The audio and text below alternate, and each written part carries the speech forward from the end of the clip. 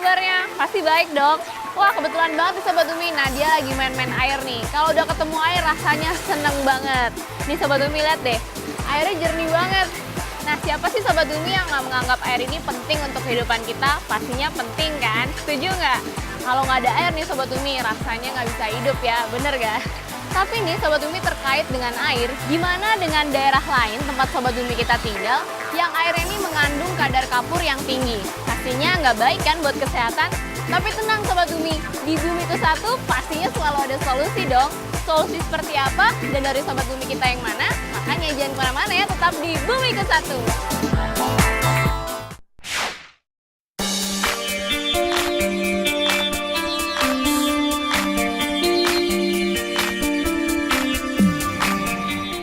Hai Sobat Bumi, memasuki musim penghujan seperti ini, bagaimana ketersediaan air bersih di tempatmu? Berlimpah atau malah berkekurangan nih karena terkontaminasi dengan banjir? Gak musim kemarau ataupun musim hujan, fenomena krisis air bersih tetap saja ya melanda beberapa daerah di Indonesia. Salah satu daerah yang sering dilanda krisis air adalah kawasan Gunung Kidul, Yogyakarta. Daerah ini merupakan kawasan perbukitan karst atau batuan kapur. Tanah yang mengandung batuan kapur menyebabkan air yang ada di permukaan dengan cepat terserap oleh batuan kapur. Sehingga walaupun curah hujan di daerah ini sangat tinggi, tapi permukaan tanah terlihat sangat kering Sobat Bumi. Air yang diserap oleh batuan kapur juga menjadikan air menjadi kurang layak konsumsi karena kandungan kapur yang tinggi. Untuk mendapatkan air siap minum di kawasan kapur ini dibutuhkan waktu, energi, dan tahapan yang banyak. Air terlebih dahulu harus dimasak dengan suhu tinggi, kemudian diendapkan beberapa saat. Setelah kapur mengendap ke bawah, barulah kapur dipisahkan dengan beberapa kali penyaringan. Melihat permasalahan ini, Purnawan, dosen jurusan Teknik Lingkungan Institut Sains dan Teknologi Akting Yogyakarta, membuat sebuah inovasi pengolahan air siap minum. Dibantu dengan mahasiswanya, ia menerapkan teknologi filtrasi air, sistem ion exchanger, dan sterilisasi. Teknologi ini untuk mengolah air sumur dengan kandungan kapur yang tinggi menjadi air siap minum. Inovasi ini sudah ia terapkan Sobat Bumi dan telah dinikmati oleh ratusan warga pesantren Al-Hikmah Sumberjo, Gunung Kidul. Mau tahu Sobat Bumi inovasi ramah lingkungan kali ini? Langsung saja ya simak episodenya.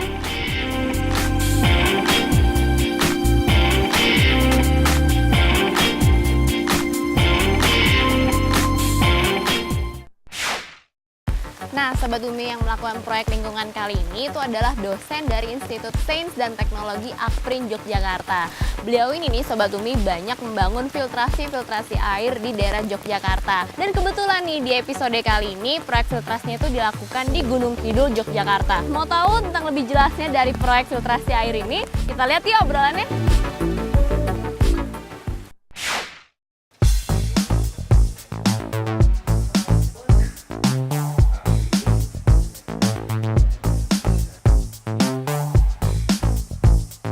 Menurut hasil analisa kami bahwa air di sini itu mengandung kapurnya atau kesadarannya itu 374 ppm, mendekati batas limit dari Peraturan Menteri Kesehatan Nomor 416 di angka 500 ppm.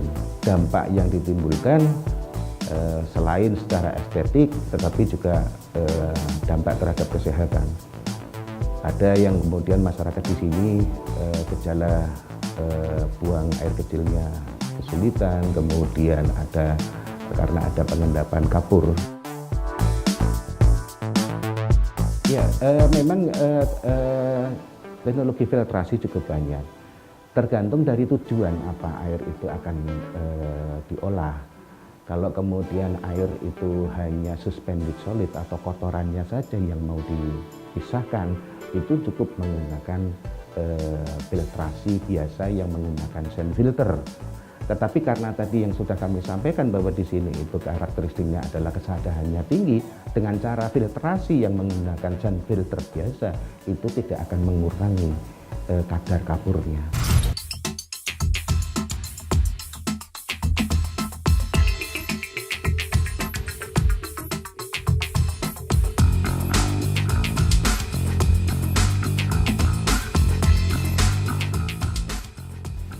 Kenapa kami memilih di lokasi Pondok Pesantren Al-Hikmah? Yang pertama, ada kedekatan hubungan emosional kami dengan Ustadz, ada kedekatan. Kemudian yang kedua, Gunung Kidul ataupun Karangmojo di sini itu tidak begitu jauh dengan Jogja, sehingga kami bisa mengaplikasikannya lebih mudah. Dan kami melihat bahwa permasalahan air yang tadi kami sampaikan itu cukup urgent untuk segera dilakukan.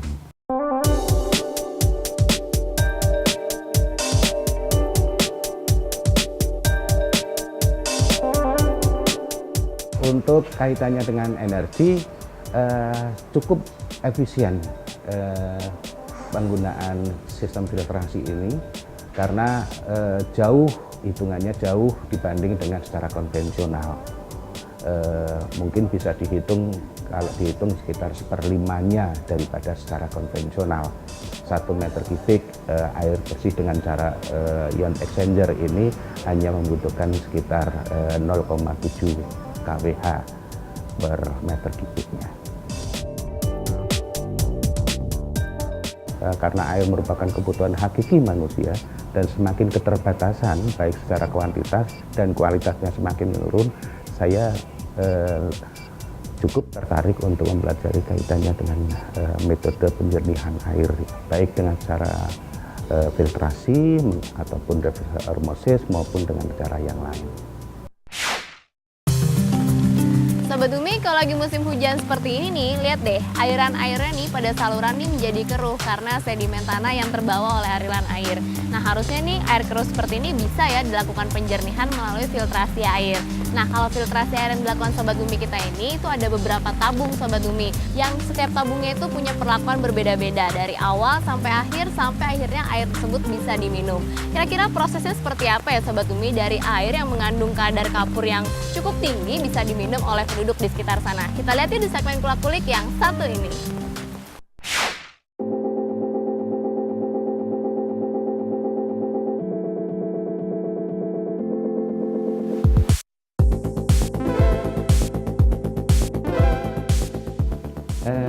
Pemurnian air ada beberapa sistem, di antaranya adalah sistem filtrasi, kemudian sistem reverse osmosis, dan yang ketiga adalah sistem ion exchanger. Nah, kami di sini menggunakan sistemnya adalah filtrasi digabung dengan sistem ion exchanger. Sistem filtrasi hanya menghilangkan kotoran secara fisik saja. Secara kemis menggunakan ion exchanger yang kation tadi, yang berfungsi untuk mengikat kapurnya.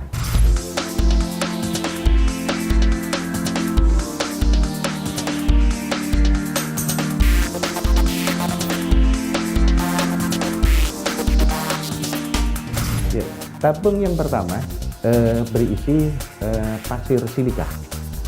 Fungsinya adalah untuk menghilangkan kotoran yang ada di dalam air. Kemudian setelah itu yang kedua adalah untuk mengikat kapur yang ada di dalam airnya. Setelah keluar dan disaring kembali atau difilter dengan mikromembran atau saringan dengan ukuran yang bervariasi dari ukuran 5 mikron, kemudian 2 mikron, dan yang terakhir adalah karbon block. Fungsinya adalah yang ujungnya paling ujung adalah untuk menghilangkan bau, rasa, dan warna. Kemudian pada saat masuk ke tangki reservoir diinjek dengan ozon generator, itu untuk berfungsi untuk sebagai sterilisasi jangka panjang. Kemudian yang kedua, setelah dari tangki reservoir masuk ke sterilisasi UV baru bisa dikonsumsi.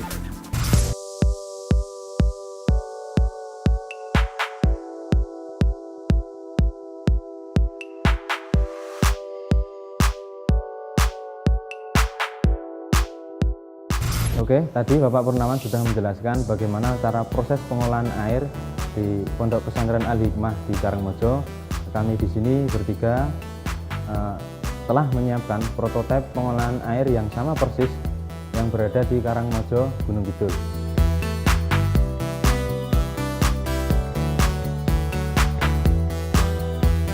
Pengolahan air tersebut ada dua. Yang pertama itu sand filter, di dalamnya itu terdapat pasir silika. Pasir silika tersebut dapat kita peroleh dari daerah Tuban dan daerah Bangka di Indonesia.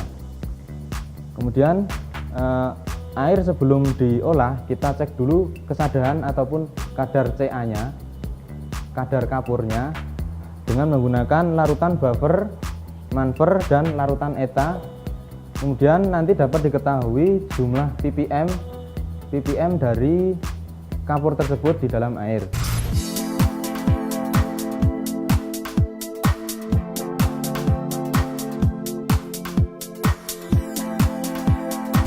Air kotor ataupun air sumur dimasukkan pada bagian atas, kemudian masuk ke sand filter atau saringan pasir. Oke, kemudian keran di bagian bawah dibuka, kemudian ditampung di beker gelas.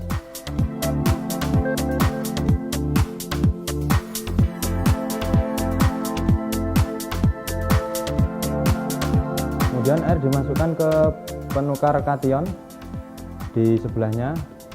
Kalau pada pengolahan air yang ada di Karangmojo, tangki ini filtrasi ini merupakan filtrasi nomor 2, sedangkan ini filtrasi nomor 1. Dimasukkan di bagian atas. Oke. Kemudian air ditampung di beker gelas dan di bagian bawah dibuka seperti itu. Sehingga dengan proses ini kapur akan terserap oleh kation yang terdapat di dalam tabung di sini. Nah, di sini kita sudah mendapatkan air hasil pengolahan dari penukar kation tersebut, sehingga nanti kesadaran ataupun kadar kapurnya dapat berkurang. Kemudian kita cek kadar kapurnya dengan cara seperti tadi yang sudah saya jelaskan. Oke, jadi dimasukkan ke tabung reaksi, kemudian dimasukkan ke botol reaksi seperti itu.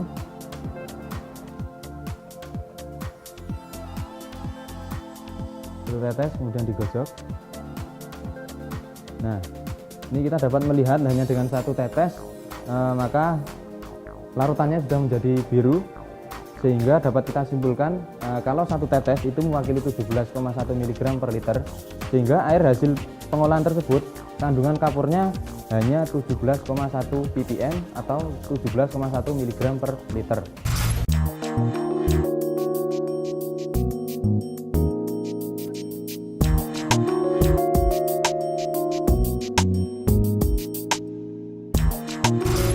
Jadi tadi kita sudah mempraktekkan menggunakan filtrasi, itu kita dapat mengetahui bahwa terjadi penurunan yang signifikan, penurunan yang drastis dari 171 mg per liter menjadi 17,1 mg per liter kandungan kapurnya. Nah, sebenarnya cara yang konvensional untuk menghilangkan kapur dalam air adalah dengan cara mendidihkan. Nah, kami di sini sudah mendidihkan dua air, yang air ini sebelum pengolahan dan ini air setelah pengolahan. Nah, di sini dapat kita lihat bahwa di air sebelum pengolahan setelah dididihkan, ini di sini terdapat endapan kapur di bagian bawah yang cukup banyak. Nah, ini dapat dilihat di bagian bawah ini terdapat kapurnya di bagian bawah setelah dididihkan.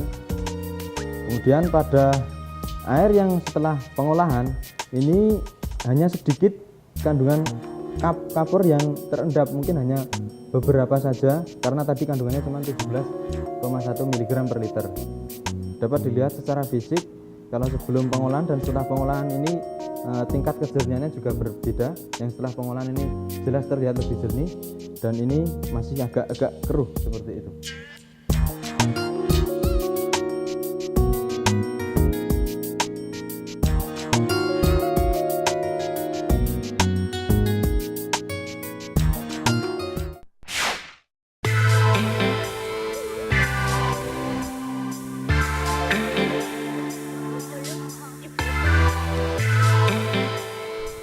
Sobat Bumi, Gunung Kidul memang sangat identik dengan daerah kering yang sering mengalami krisis air. Air hujan pun dijadikan salah satu alternatif air bersih bagi masyarakat Gunung Kidul. mereka banyak menerapkan PAH atau penampungan air hujan secara tradisional pada rumah mereka. Untuk menampung air hujan, mereka biasanya memasang talang air di sepanjang sisi atap dan mengalirkan airnya ke bak-bak penampungan. Air hujan sebenarnya memiliki kualitas yang cukup baik, namun pada saat penampungan perlu diperhatikan kebersihannya. Agar lebih yakin lagi dengan hasil tampungan air hujan, bisa juga Sobat Bumi dilakukan filtrasi dengan alat sederhana milik Yoga Akbar Ermansyah. Filtrasi ini terbuat dari potongan botol minum plastik yang diberi beberapa lapisan penyaring. Untuk lapisan penyaring paling dasar diisi dengan filter akuarium dan batu kerikil. Kemudian lapisan kedua diisi dengan filter akuarium dan pasir aktif. Lapisan ketiga diisi dengan filter akuarium dan pasir zeolit.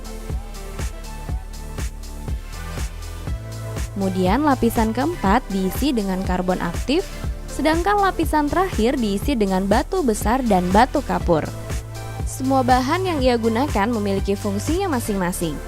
Batu kapur berfungsi sebagai penetral kadar keasaman, karbon aktif untuk menyerap racun, pasir zeolit untuk menyaring partikel yang kecil, pasir aktif untuk menyerap ion mangan dan besi yang mungkin terbawa oleh air hujan. Setelah filter jadi, kemudian siap dipasang pada pipa tepat di bawah bak penampungan air hujan. Tampungan air hujan ini bisa digunakan untuk kebutuhan sehari-hari.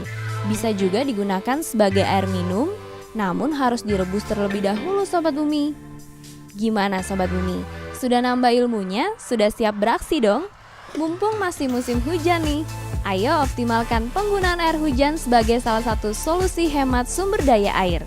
Selamat berkreasi ya!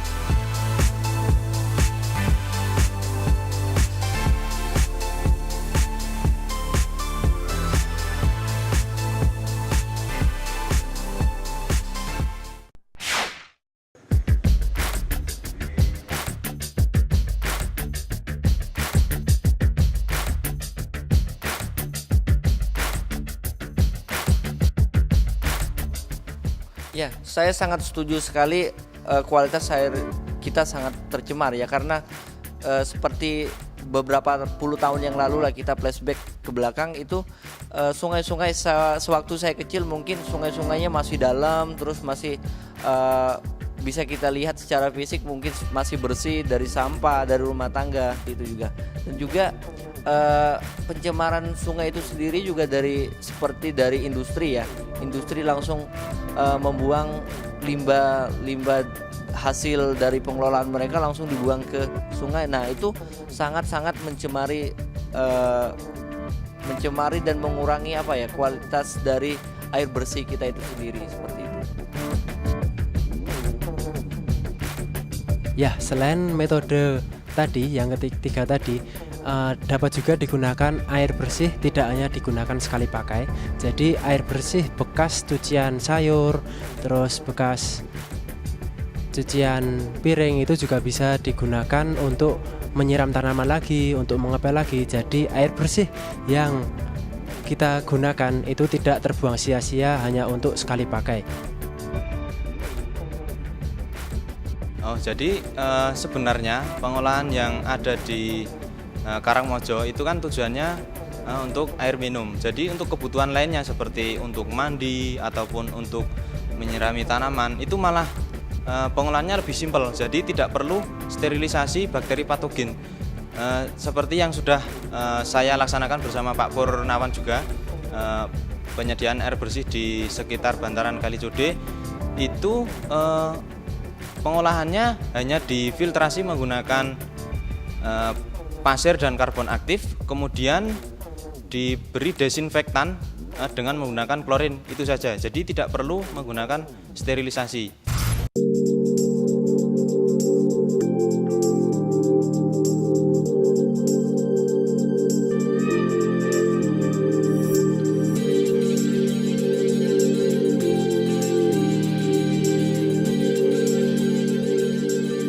Awal pesantren ini, jadi kalau berdirinya memang tahun 89, tapi kita agak aktif sekitar tahun 98, sampai beberapa tahun yang lalu ini sama sekali tidak ada air minum.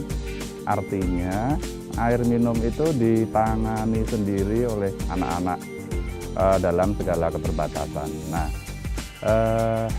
jadinya beberapa hari yang lalu, beberapa tahun yang lalu, itu penuh dengan penyakit-penyakit yang diderita oleh santri-santri kami. Nah, kemudian alhamdulillah setelah melalui proses yang agak panjang, kami bisa bertemu dengan Pak Pur, dan dengan air yang selama ini ada, mesin yang selama ini, kami sangat tercukupi sekali. Nah, Sobat Umi, di musim hujan seperti ini, air hujan penting banget untuk pertumbuhan tanaman.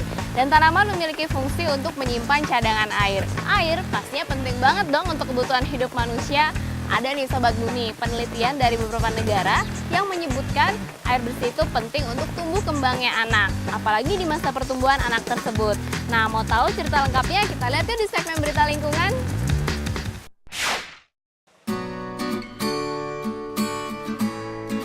Sobat Bumi, air memberikan pengaruh besar terhadap kualitas hidup manusia.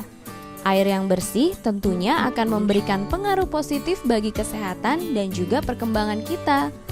Dengan ketersediaan air bersih, maka akan mendukung terciptanya sanitasi yang baik pula. Hasil penelitian oleh para ahli yang dilakukan di 10 negara menyebutkan bahwa anak-anak yang mendapatkan sanitasi baik akan menyerap lebih banyak nutrisi dan pertumbuhannya setengah sentimeter lebih tinggi daripada anak-anak yang hidup di lingkungan sanitasi buruk. Ada juga penelitian dari London School of Hygiene and Tropical Medicine yang menunjukkan adanya hubungan langsung antara mencuci tangan menggunakan air bersih dengan kesehatan jangka panjang. Kualitas air yang semakin menurun menyebabkan air berperan sebagai perantara penyakit. Air kotor yang tercemar oleh bakteri seringkali menjadi sumber penyakit diare yang juga merupakan pembunuh terbesar anak usia di bawah 5 tahun. Melalui penelitian yang dipimpin oleh Dr. Alan Dengur, ternyata air bersih dan sabun dapat berkontribusi meningkatkan 15% pertumbuhan anak-anak. Nah, Sobat Bumi, akses air bersih dan sanitasi yang baik tidak boleh disepelekan ya. Hal ini bukan hanya tugas pemerintah saja, kita semua pun harus ikut serta menjaga dan melestarikan air bersih sebagai warisan bagi anak cucu kita nanti.